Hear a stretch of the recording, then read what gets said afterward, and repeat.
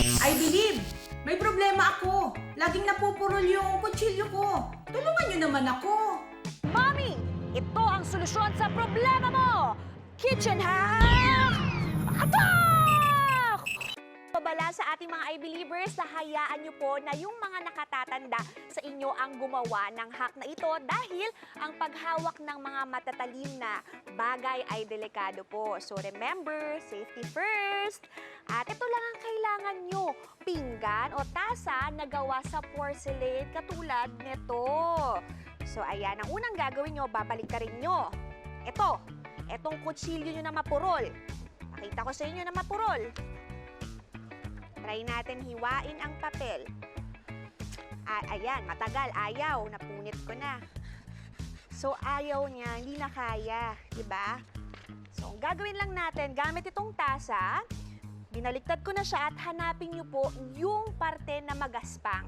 Ito yung madalas na sumasayad sa lamesa natin. So mararamdaman niyo naman po yung difference, magaspang siya. Tapos, itong kutsilyo, ikis-kis niyo po sa ganitong direksyon. Yan. Yan. O, tingnan nyo ha. Hiwa ng ating gulay. O, di ba? Eto pa, try natin ulit. Hiwain itong papel. Boom! Boom! Isa pa. Tingnan nyo, nakita nyo diretso. Oh! Wow! Napakatulis na ulit ng inyong kutsilyo! I believe! Alam nyo ba na ang kauna-unahang kutsilyo ay gawa sa bato? Ang flintstone o flint ang kauna-unahang patalim o knife na ginamit ng mga sinaunang tao.